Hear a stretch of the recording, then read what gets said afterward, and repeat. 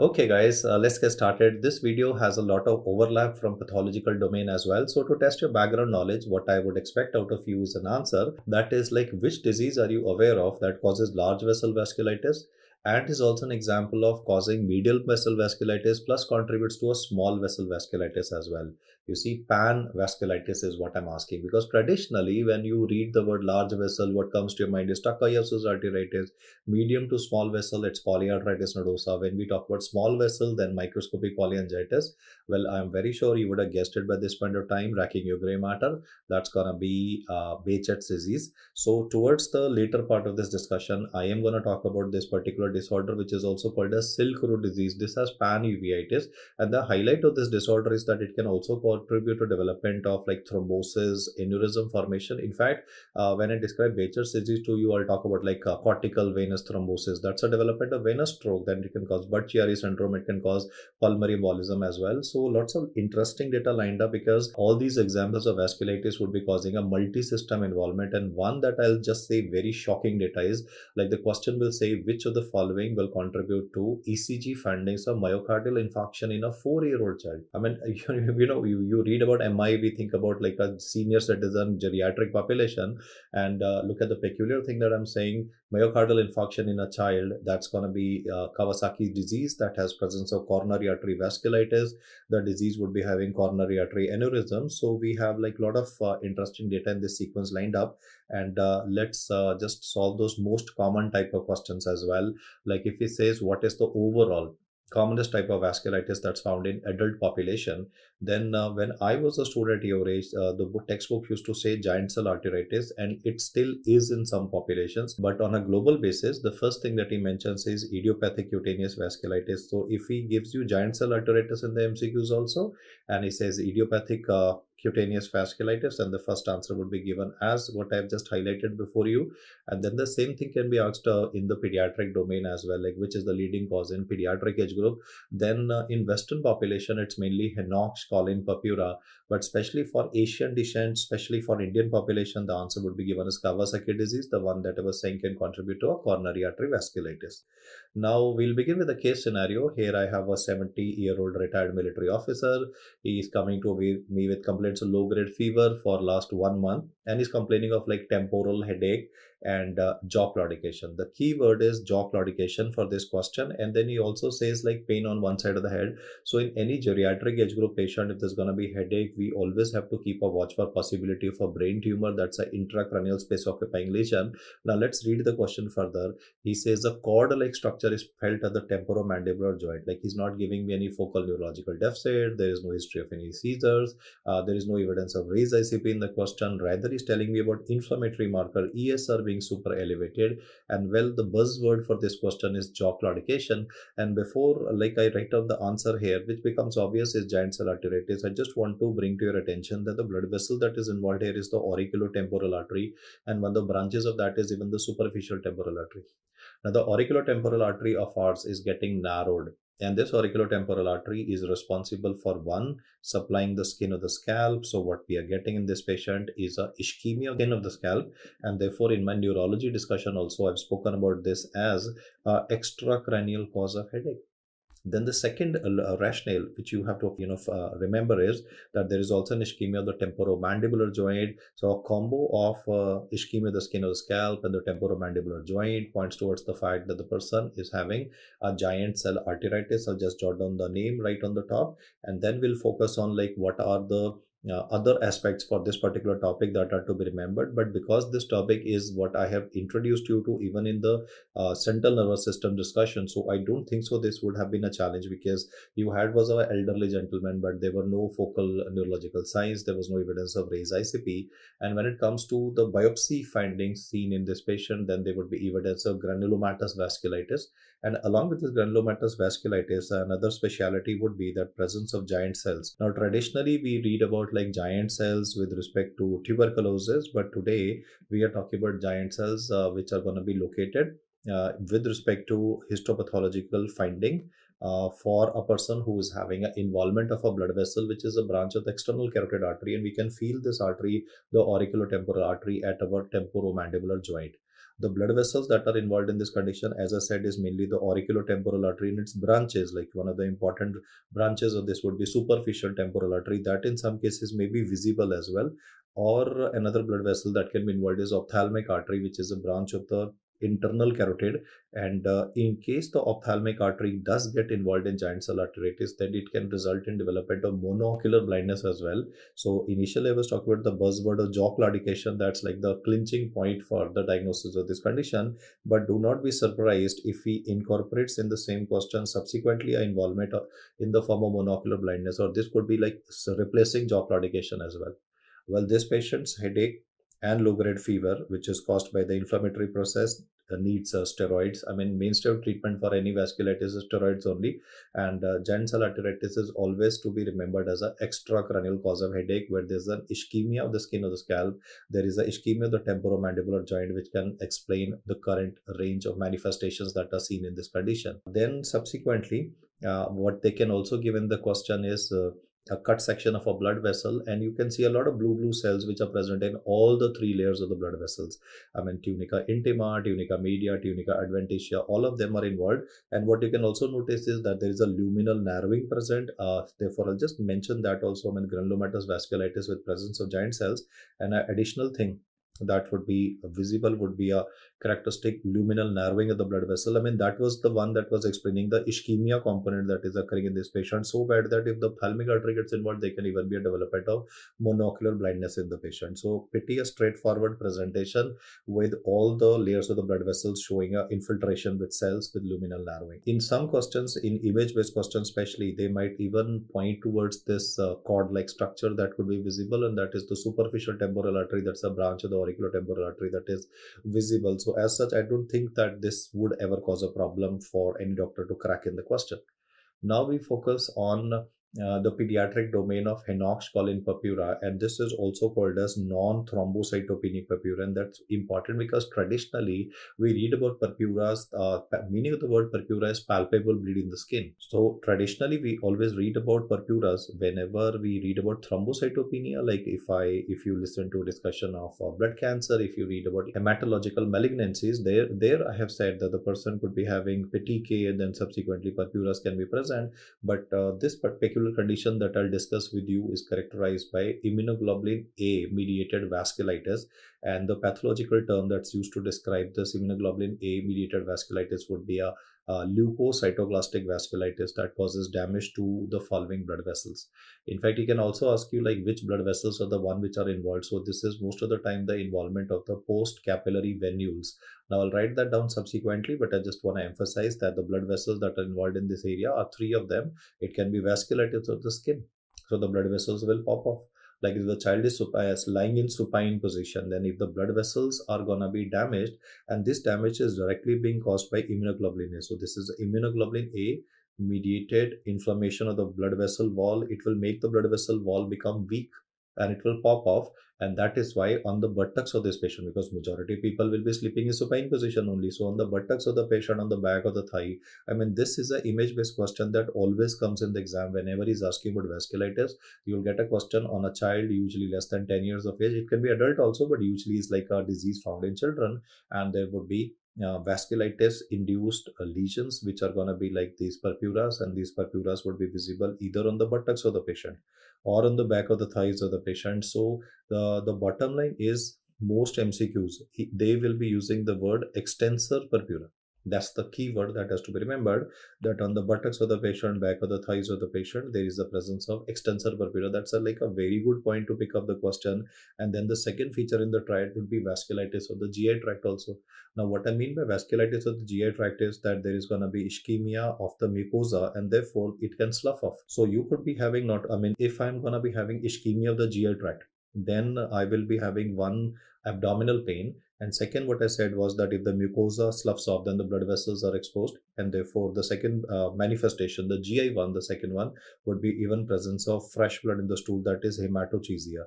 Now, when you usually read about like abdominal pain in a child, hematochezia, you might be thinking in terms like intussusception also, but then intussusception is usually going to be an infant. He's going to be usually like 9 months of age, and there's going to be palpable lump. There would be excessive cry present. Whereas in this case, it's the older child with the vasculitis of the skin manifestation of extensor purpura given. So, I mean, even if they begin the question deliberately with GI features, then point number one will be the saving grace that it will immediately tell you that he's talking about a disorder which is causing multiple manifestations. Then even the joints can be involved, and what I mean by joints being involved is that the vasculitis will be affecting the synovial capillaries. So the bottom line is, for this particular disorder, it is going to be damage to the blood vessels of the skin, damage to the blood vessels of the joints, damage to the blood vessels of the intestine, and therefore a triad is seen that is in the form of a extensor purpura plus GI manifestations. And because of the involvement of the joints in this patient, there is joint pain also. So the patient will be walking with a limp, that is arthralgia. The three things which will cause this patient to be any of these can be a reason for hospitalization: severe abdominal pain, difficulty in ambulation, and this extensive rash on the buttocks, which may initially for a non-medical mother look like viral exanthema. She might say chicken pox, or she might say measles, or whatever, but then the rash that is seen in viral exanthema is going to be all over the body, and here it's like on the extensor purpura, and it's going to be hemorrhagic as well. I agree that chicken pox lesions can also turn hemorrhagic, but then they're like a much more different class, I would say, maculopapillovesicular. This is going to be purpura, so on physical examination we'll be able to identify them. The investigation choice for diagnosis of this condition would be answered as a skin biopsy. Make no mistake that even kidney can be involved, but then kidney involvement is usually seen in older age group. Now, why is it that kidney involvement in IgA vasculitis or henoch-Cullen purpura is seen only in older age group? That we are not very clear about. But yes, kidney involvement can be seen in patients, especially older patients have a higher chances of involvement. So we can do a kidney biopsy as well. But out of the two, if I say kidney biopsy versus skin biopsy, then skin biopsy is much more easier and more acceptable. And the finding that would be present here is called as leukocytoclastic. That's a very peculiar terminology. Integrated MCQs, henoch-Cullen purpura / non-thrombocytopenic purpura, written as leukocytoclastic vasculitis involving the small blood vessels. And most of the time, the blood vessels which are involved here, as I explained to you, would be answered as post-capillary venules, and they would be staining positive for immunofluorescence study for immunoglobulin A. This condition, the complement system is normal, so it's not a complement mediated vasculitis. Immunoglobulin A is directly causing damage to the blood vessels. Coagulogram in this condition is normal. When I say coagulogram is normal in this condition, that implies that the bleeding time, clotting time, prothrombin time, activated partial thromboplastin time, including fibrinogen D-dimer levels are normal in this condition. And that is again important because I would like to rule out, because see, if fibrinogen is less and if D-dimer levels are elevated, then there are so many reasons that can result in development of purpuras in an individual, and that is why we need to keep a high index of suspicion for other differential diagnosis with respect to purpura. I mean, it can be like idiopathic thrombocytopenic. ITP can also result in presentation of purpura, and in ITP the platelet count can become less, then there can be internal bleeding also, and that can also present as development of abdominal pain. So in this particular case, I need to figure out the aspects that I've said, that is skin predominant involvement plus GI tract plus joints, and then if ever in doubt, check out the platelet count and the coagulogram. Platelet count in this condition would be normal. That is why right in the beginning I said a lot of MCQs of henoch-Cullen purpura, they'll deliberately say platelet count is less. It is normal. It is non-thrombocytopenic purpura. The coagulogram is normal. C3 is normal. The disease is direct impact on the post-capillary venules by immunoglobulin A, and then we give steroids. Now, for the management of this condition, like is it for the skin involvement that we'll be giving steroids? No. Steroids would mainly be given for the kidney involvement in older patients, or even if they can be given for GI involvement as well. As far as skin involvement or joint involvement is concerned, we will not be giving steroids to this patient.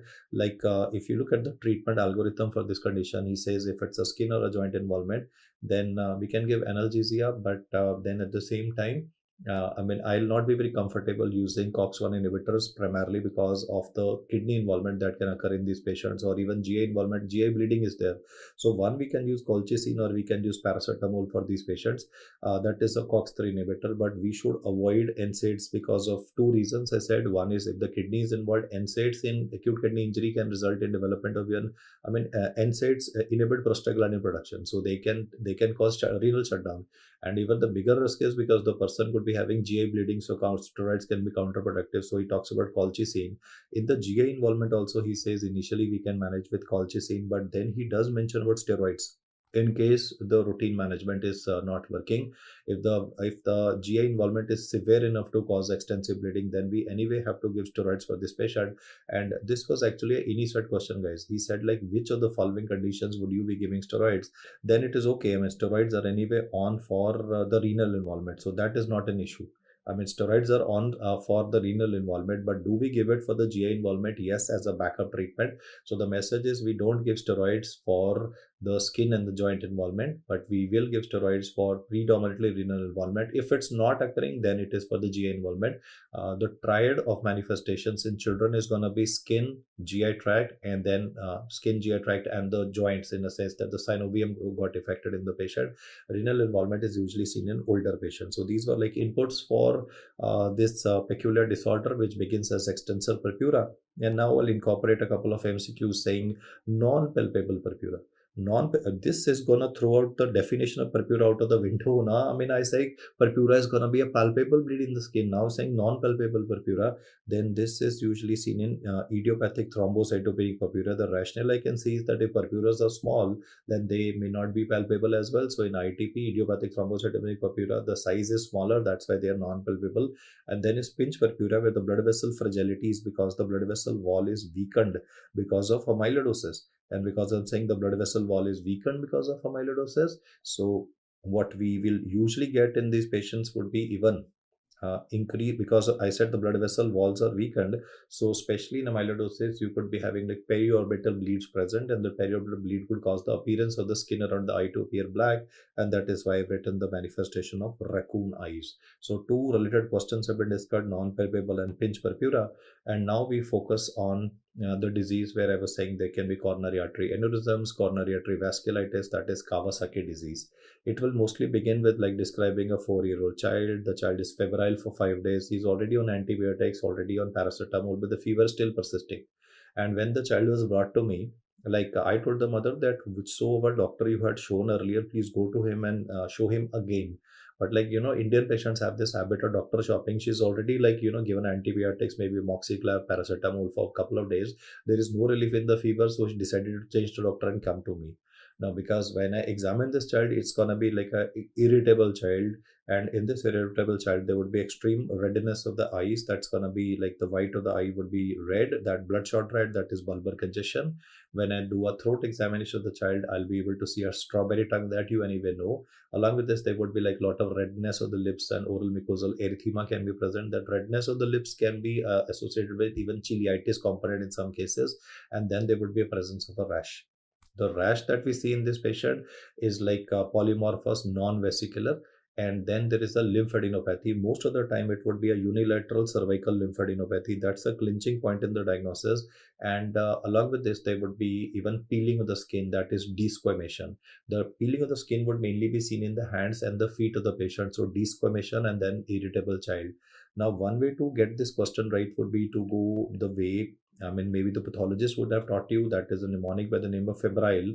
That is, F would be for fever, E is for the eye involvement of bulbar congestion. Then is buccal involvements, that's going to be the strawberry tongue, and then presence of red lips, ciliitis, and oral mucosal erythema. Then the rash component, internal lymphadenopathy, as I said. Limbs of these patients, hands and soles, would be having a desquamation, and then extremely irritable child. But if you, I think personally speaking, like if you want to use this mnemonic, it is okay. But I have even a shorter version for you, even over and above this. What I mean by shorter version is that this medical condition has an alternative name, and that itself is sufficient to solve the question, because there's going to be like muco manifestations, cutaneous manifestations, and then a development of a lymphadenopathy. So when you read about this in medicine, you will also read the word mucocutaneous lymph node syndrome, and this itself is sufficient to solve the question, because like if you pick up bulbar congestion, I'm going to call it a muco manifestation. Strawberry tongue, that I'm going to call it a muco manifestation. Then the cutaneous manifestation is the rash and the desquamation. I mean, the two C's I can mention are for the rash and the desquamation, and then L is for the lymphadenopathy component. So that's a unilateral cervical lymphadenopathy. So I have a shorter way of solving this question, that is MCL. And then for a management of these patients, we'll be one using intravenous immunoglobulins, which is the drug of choice. Now, intravenous immunoglobulins last time were discussed for Guillain-Barré syndrome, but now being discussed for Kawasaki disease. And then the second molecule that we'll be using in this patient is aspirin.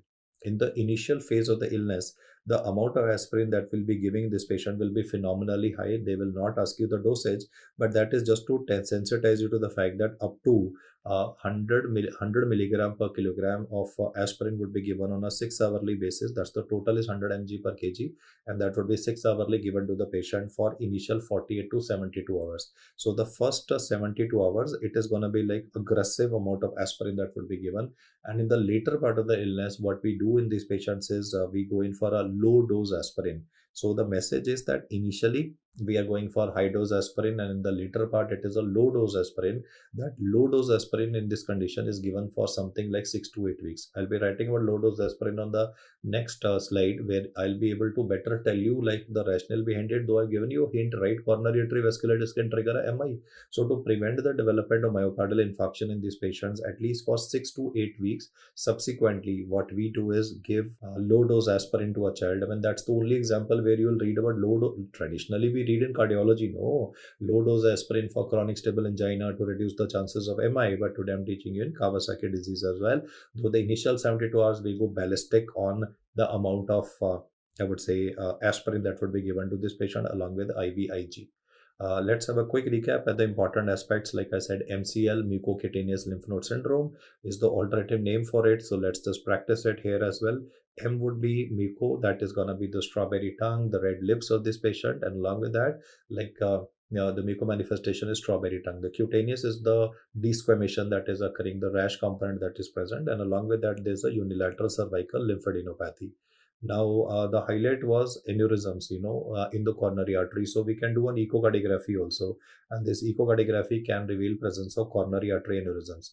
However, I want to tell you that in the American Heart Association diagnostic criteria, echocardiography is not a part of the diagnostic criteria. Diagnostic criteria is what I mentioned with the mnemonic febrile or with help of MCL. They are the ones which are to be remembered. But yeah, the echocardiography is supportive evidence which tells you that there can be a risk of myocardial infarction. So every time you read about ECG findings of MI in a child, because had the diagnosis of this condition, the coronary artery vasculitis had not been done, then there can be MI in the patient, and child cannot complain of chest pain. They'll collapse and most of the time will die without a diagnosis as well. This also explains the fact that why, like I was saying earlier, that a low dose aspirin, even when the acute event is over and the fever of the patient has subsided and all the manifestations will begin to regress, but low dose aspirin should be given for at least 6 to 8 weeks in patients of KD, that is Kawasaki disease, to prevent this kind of manifestations from occurring. In fact, sometimes in Kawasaki disease, the tongue may not be appearing whitish initially. It might be a white strawberry tongue, and then this white strawberry tongue will progress over to development of a red strawberry tongue. I'll just say this again. This is just to sensitize you to the fact that initially the tongue appearance can be whitish, and then the subsequent part it would be a reddish appearance. No, not a very important diagnostic criteria, but sometimes like they might write the word white strawberry for discussion on Kawasaki disease. Now, this disease should not ever be confused with scarlet fever. Scarlet fever will again be a child. He'll talk about fever. He'll talk about strawberry tongue, but then there is going to be very characteristic rash present all over the body. And the key findings on this rash would be like when you run your finger on a sandpaper. No, sandpaper is very rough, so he'll say rash with the sandpaper consistency. And in some areas, you will notice the rash would be like bright red in color, especially in the flexular areas. No, the rash is going to be extremely reddish to the level it can be purplish, yeah, discoloration. Pastias lines, what they basically mean is red purple lines. They are present along the flexular areas with mild amount of desquamation. So scarlet fever, well, it will just need antibiotics. The organism responsible for scarlet fever is Streptococcus pyogenes. So you can see that on one hand, I'm talking about something which can be treated with over-the-counter antibiotics, which are easily available. And on the other hand, I can say that for management, though obviously antibiotics should obviously be on prescription, but in India, half the time like antibiotics just are over the shelf kind of drugs only. So that is why I said like that's a totally wrong policy that happens, and the antibiotic should be dispensed only on a doctor's prescription. Then ampicillin is the DOC for management of scarlet fever, and contrast this with Kawasaki disease, where the MCL component had to be deployed for you to get it right. And unfortunately, Kawasaki can contribute to even a myocardial infarction in the patient. Next image that is shown is of strawberry tongue with papillary hyperplasia. The rash is extensively red, as you can see. Flushed appearance of the cheeks can be seen. And if we open up the extend the elbow of the patient, then in the cubital fossa, that Pastia's lines of reddish purplish discoloration can be seen.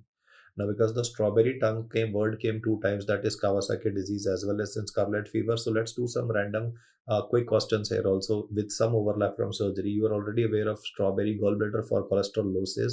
Strawberry cervix, the gynecologist would have spoken about, that is Trichomonas vaginalis. Strawberry nose is what the ENT chap would have talked about, that is rhinosporiodosis. Strawberry gingiva, pure general medicine data. You see, I thought, why should I be left behind? If everybody is enjoying strawberries and is dispensing strawberries to you, let me dispense one strawberry from the medicine domain as well, and that is strawberry gingiva. That would be seen for a disorder that in earlier times was called as Wegener's granulomatosis.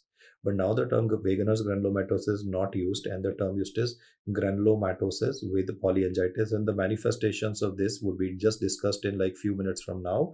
But then the points to be remembered is GPA, granulomatosis with polyangiitis, where the antibody that we see is C anchor, can be having manifestations of strawberry gingiva. We next discussed regarding pulseless disease, that is Takayasu arteritis, and the overall most common blood vessel that is involved in this condition is the left subclavian artery. Because the blood supply to the left subclavian artery in this condition will be reduced, therefore, one, the possibility of radial pulse not being palpable can be felt, can be present, or the second thing can be there can be symptoms of arm claudication. Let me just explain this disorder to you from a hand-drawn diagram. Like, let us imagine this to be the arch of aorta. Then the blood vessel that I'm currently showing before you, this one, and then the next one that I'll show, this is the right brachiocephalic trunk. And this brachiocephalic trunk I'm dividing into two, that is the right subclavian artery and then is the right common carotid.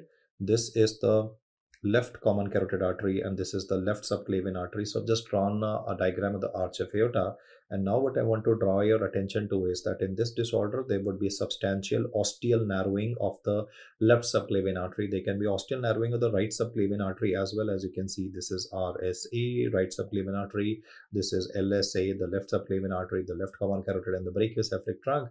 And what I've done is a differential narrowing is what I've shown. And based on this, let's now read the question. A young female comes to the doctor with pain in the arms, arm claudication. Now, claudication can be neurogenic or it can be a vascular one. So to identify, I checked the BP of this patient in both the arms and I found there was a disparity in blood pressure. Why? Because you can see the amount of blood that can go in the left subclavian artery is substantially low as compared to that of the right subclavian artery. So this blood pressure differentiation is the one that is one of the key features that would be present. And this disease has a propensity to involve the renal artery also. So if the renal artery will get involved, you could end up with even renal artery stenosis in this patient. In fact, the imaging modality of choice for this patient is MRA, that is magnetic resonance angiography.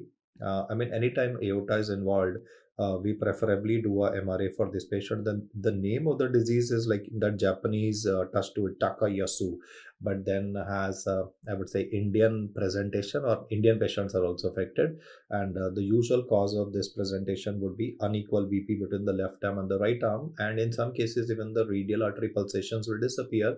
Not that I'm saying that there would be immediately distal ulcers and gangrene and amputation requirement, but yep, the pulses are not palpable because the blood supply has become less, but it is not so critically low that it would be causing a ischemic distal ulcer right away.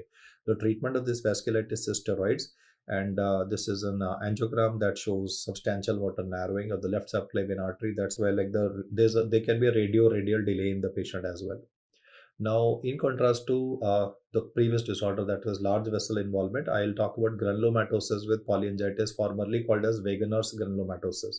This is an example of a small vessel vasculitis where we will be having involvement of capillaries, arterioles, and venules, and you get a granulomatous necrotizing vasculitis.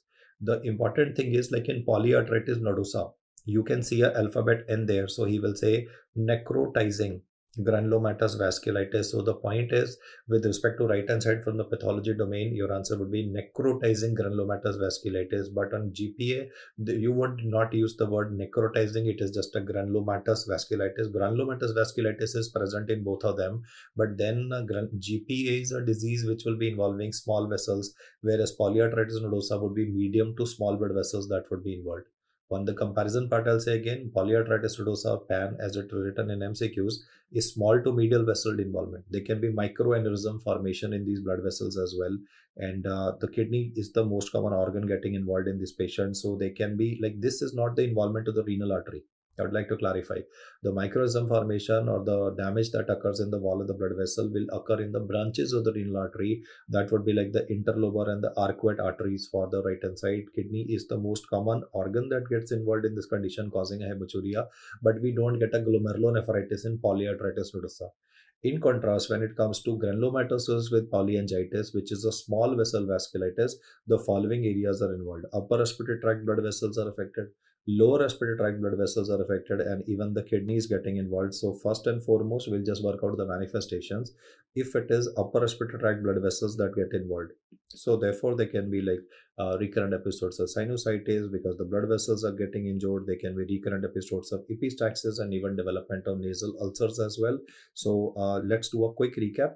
Granulomatosis with polyangiitis is a small vessel vasculitis which can result in URT, LRT, and kidney blood vessels getting involved. The upper respiratory tract involvement can cause recurrent episodes of sinusitis, epistaxis, and nasal ulcers. Lower respiratory tract involvement can cause cavitating lung nodules and hemoptysis. And at this junction, I want to say that pulmonary artery is usually not involved in polyarthritis nodosa. PAN, polyarthritis nodosa, pulmonary artery is not involved. So hemoptysis is usually not gonna be written in patients or MCQs of polyarthritis nodosa, but recurrent episodes of hemoptysis will always be written with respect to granulomatosis with polyangiitis, because the kidney will get involved, and especially the blood supply of the kidney is getting affected. So that would be hematuria. And from the pathology domain, like the glomerulonephritis that we see in this condition is called as posse-immune glomerulonephritis. Now at this junction, I just want to draw some contrasts here. Like I said, vaginous granulomatosis will be causing glomerulonephritis, but glomerulonephritis is not seen. That's a question I'll jot it down on my subsequent slide. In spite of the fact that I said kidney involvement is there and the most common involvement is that of the kidney, but then at the same site, I would like to say that glomerulonephritis is not. I mean, the reason for this hematuria is blood vessels of the kidney are getting affected, so they can subsequently be blood present because ultimately the ultrastructure of the kidney is getting affected. But per se, the word glomerulonephritis, which is as a cause of hematuria, is not a feature of polyarthritis nodosa. Let's do a quick recap here. GPA is blood vessels involvement of your upper respiratory tract, lower respiratory tract, and kidney. And suppose you forget this, then the saving grace in the question would be this antibody, that is C-ANCA, which is directed against protein S3. This is anti-nuclear cytoplasmic antibody. So one of the saving graces in the question, even if you don't remember all the features at the moment, is like C-ANCA, and this condition will be requiring induction with rituximab. Later we can use cyclophosphamide for this condition as well. But if he says what is the induction agent for active disease, then answer should be given as rituximab. In fact, that was the lining of the question. Patient presented with multiple episodes of epistaxis and hemoptysis and hematuria. Now, because I would like to just highlight this fact once again, I wrote the word hemoptysis once again to bring to your attention that Goodpasture disease can be having involvement of both hemoptysis with hematuria, but then there is no upper respiratory tract involvement. And then when it comes to Goodpasture disease, there would be a linear immunoglobulin G deposits present, unlike what I said mentioned for this one, that is the presence of posse-immune glomerulonephritis. So the terminologies are totally different, and there is no reason why we should be mixing it up. And for polyarthritis nodosa, that involves small to medial blood vessels on the right hand side, it's kidney involvement because the RAS system will get affected because of the kidney involvement. So therefore there can be presence of hypertension in these patients. And then comes a very peculiar thing. You'll be having ischemic digital ulcers because of the vasculitis involving the small blood vessels as well. Because I said medium to small blood vessels, I'm saying digital blood vessels. are getting affected. So they can be ischemic digital ulcers and even development of gangrene. Then we can be having a very classical skin involvement that looks like a fishnet appearance on the legs of the patient. That's called as livido reticularis. So one of the good pickup points in the question would be that when it comes to polyarthritis nodosa, he's going to focus on kidney involvement, kidney derangement that is occurring because the RAS system is getting involved. So there's a hypertension. And then he will talk about livido reticularis, and even the blood supply of the nerves are getting affected. So therefore, there can be mononeuritis multiplex. Meaning of the word mononeuritis multiplex is that multiple peripheral neuropathies, like they could be carpal tunnel and tarsal tunnel syndrome occurring together. They could be like a carpal tunnel and myalgia parastatica occurring together in a patient. That's because the blood supply of even the nerves gets involved. Then coronary arteries can be involved, so they can be MI. The GI blood vessels can be involved. Testicular artery can be involved. So that is why like the disease has multiple manifestations. But one of the very good pointers towards diagnosis for this particular question would be that if you get a question in which kidney is involved along with the hypertension, that is understandable. But along with this, he starts mentioning about livido reticularis and mononeuritis multiplex. Kidney involvement and hypertension seen in so many conditions. But I'm saying kidney involvement and hypertension with livido reticularis, mononeuritis multiplex written in a question, then it is polyarthritis nodosa that is to be thought of. And then extra points for polyarthritis nodosa that are to be remembered. And I said that also is because glomerulonephritis is not seen in polyarthritis nodosa. Then the name is PAN, pulmonary artery involvement is usually not seen.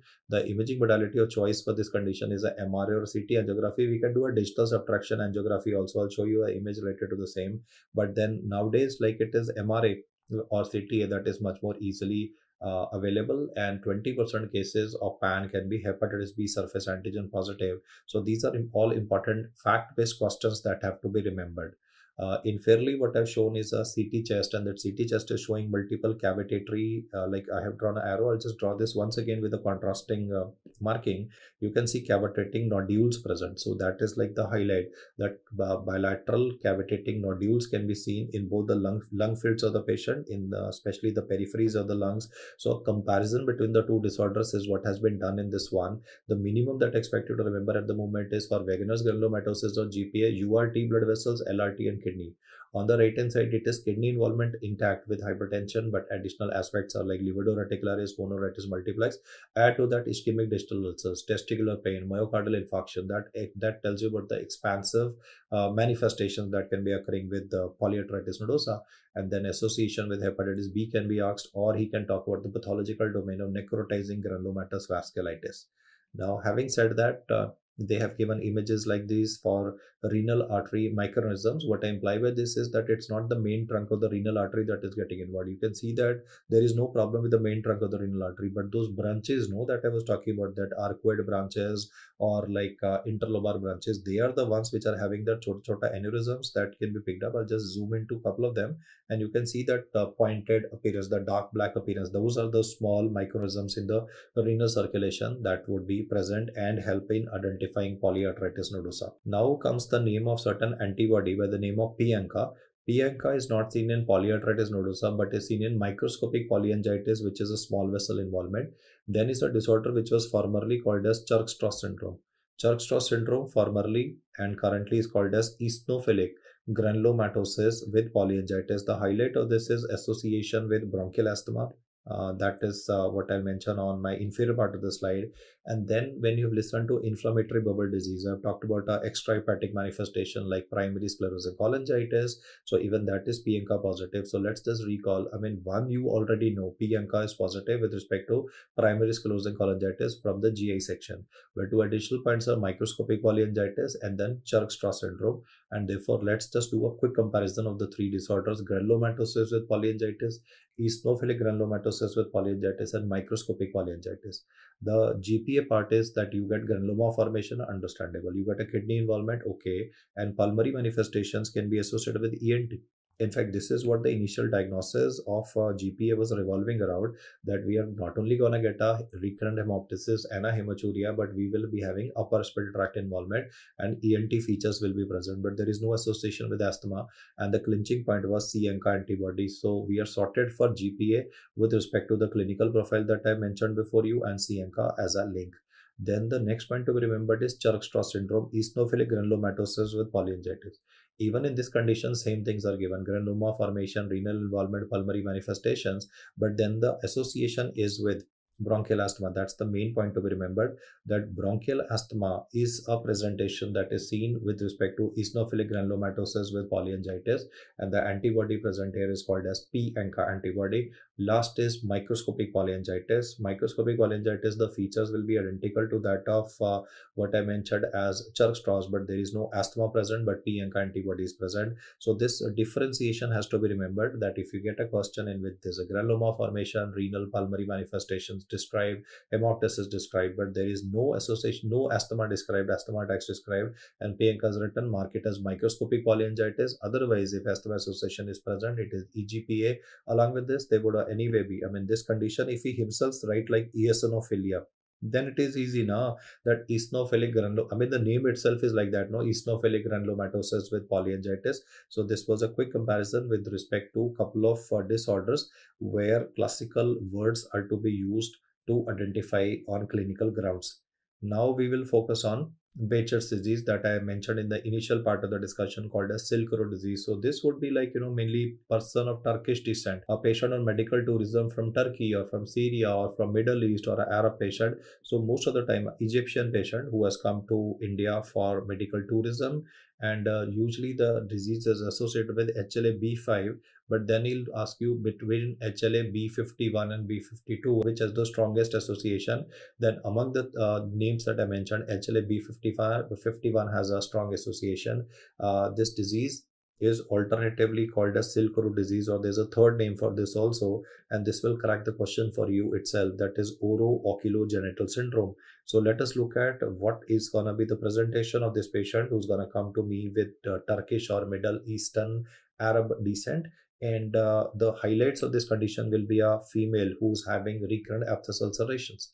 Now, aphthous ulcers can occur in a normal individual also, due to stress, due to constipation, due to inflammatory bowel disease. But here he's going to talk about the words recurrent oral ulceration, or he may use the word crops of aphthous ulcerations. The definition would be for recurrence at least 3 times in last 12 months, multiple aphthous ulcers were present. So why would patient come for something like a aphthous ulcer on medical tourism? Well, there is genital involvement. Guys, the name was oro-oculogenital. So in the oral cavity, it is aphthous ulcer, but on the vulva of this lady also, those aphthous ulcers are developing on recurrent basis, and males can be involved. And in male patients, that's the main point to be remembered. The ulcers are not seen on glans penis, because traditionally we read about ulcers on the glans penis with respect to patients who are having STD, but this is like a vasculitis, which we call scrotal ulcer, and that is the main intent of the examiner, that in Behçet's disease, half the time the questions will focus on the aspect of scrotal ulcer. The skin manifestations would be like erythema, nodosum or acneiform lesions. Then there can be eye manifestations like pus in the anterior chamber of the eye,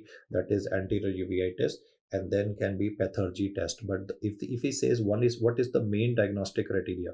The main criteria for diagnosis of this condition, this has to be present, plus that is what you can see. This has to be present, and along with this plus thing is that it has to be the remaining manifestations that I've said. All of them may not be satisfied, but he will usually ask you what is the main criteria for identification. It is not pathergy test. Pathergy test is an example of type 4 hypersensitivity reaction. Just like you read patch test, no? Like a patch test is for contact dermatitis. That is also an example of type 4 hypersensitivity reaction. At the moment, I'm talking about pathergy test, where we are gonna give a we are gonna just prick the patient's forearm using a sterile hypodermic needle, and there is gonna be a formation of a sterile pustule. Look at the peculiar thing that is said for pathergy test. It's not an have criteria. The must have is presence of aphthous ulcers with genital ulcers and eye manifestations, that is in the form of hypopyon, for which azathioprine would be required. And pathergy test is gonna mainly focus upon the following aspects. I'll come back to these diagrams here. It's a type 4 hypersensitivity reaction. Type standard 20 gauge hypodermic needle will be picked on the forearm. You're not injecting anything like Mantoux test or leporelin test. Simple injection into the forearm, and 72 hours later you get a sterile pustule being formed. Let's look at the image based aspects here. He can mention aphthous ulcers. Then he can talk about scrotal ulcers, hypopyon, that is pus in the anterior chamber of the eye. The combination of the three is the with Turkish descent is Behçet's. This disease can involve even the pulmonary artery. Like in polyarteritis nodosa, I was saying if we don't have involvement of pulmonary artery, this particular disorder at the moment, where I said no, this disease can involve any blood vessel, large vessel, medium vessel, small vessel. So Behçet's disease can involve pulmonary artery and can contribute to development of even dangerous hemoptysis in an individual. And then we can be having neuro Behçet's as well, because they can be cortical vein or cerebral venous thrombosis, which can contribute to development of venous stroke. I mean, I have spoken about venous stroke in the nervous system component, and there we do not do any thrombolysis. It is mainly anti-clotting drugs like warfarin and initially heparin that are useful for management. But then neurobichids can result in a cerebral venous thrombosis. Apart from this, Budd-Chiari syndrome can occur. Budd-Chiari syndrome would mean that there would be thrombosis in the hepatic veins. They can be clots in the leg veins, that is the soleal veins of the patient. Then they can embolize to the heart, resulting in development of pulmonary embolism as well. So the peculiarity of Behçet's disease is that it involves the veins as well. Apart from all blood vessels, large blood vessels, medium and small, all are involved. So I can call it a pan-uveitis. One of the tests that helps in workup of this patient is Behçet's, but that is not the absolute thing for diagnosis. The main thing for diagnosis of this condition, if he says, as I've explained, the main criteria for diagnosis would be combination of recurrent aphthous ulcers with genital ulcers, and that three terms that I mentioned, oro, oculogenital, they must be satisfied for diagnosis of this condition. Then topical steroids are the mainstay of treatment, along with the apremilast, which is a phosphodiesterase 4 inhibitor for oral ulcers. But they've asked it separately also, so I thought I'll just mention it separately. I mean, for oral genital ulcers, understandable topical steroid. But what you need to remember for paper is ocular, we will not use, if I put steroids in eyes, they can even be a risk of silent perforation in an inflammatory state. So it is azathioprine. And for neurobichids, we can control the cerebral venous thrombosis with anti-clotting drugs. But because it's after all vasculitis that is triggering it, that's why we will be using high potency steroids for these patients. So two aspects added: ocular Behçet's is azathioprine. If it is neurobichids, then it is methylprednisolone. And now let's focus on a question. Easy one. He says lady presents with arm claudication with different BP in left and right arm, and she is also found to have a renal artery stenosis. So kidney involvement is a feature even in polyarteritis nodosa, but it does not cause unequal BP. It will cause hypertension. RAS will be activated, but then you don't have unequal BP between the two. Unequal BP between the left and right arm is mainly, as discussed in cardiology, it can be coarctation of aorta.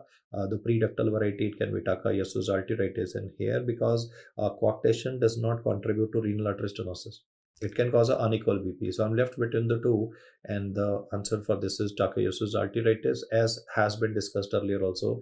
Takayasu's arteritis has a characteristic feature of ostial narrowing, as I highlighted before you, and the important blood vessels can be left subclavian artery, right subclavian artery from the arch of aorta, and even the renal artery of the patient. So these are the details for this topic, guys. Thank you so much. And at this juncture, I can say that time is one thing that is like what all of us have as a constant factor. So depending upon like how effectively you use that time, you will be able to progress, or like the progress would be slower. So I think you are doing the great thing by listening all to the video lectures, because normally rheumat is one section where like there's a multiple system involvement. So there's like too much of information coming in, so people tend to get zoned out a bit.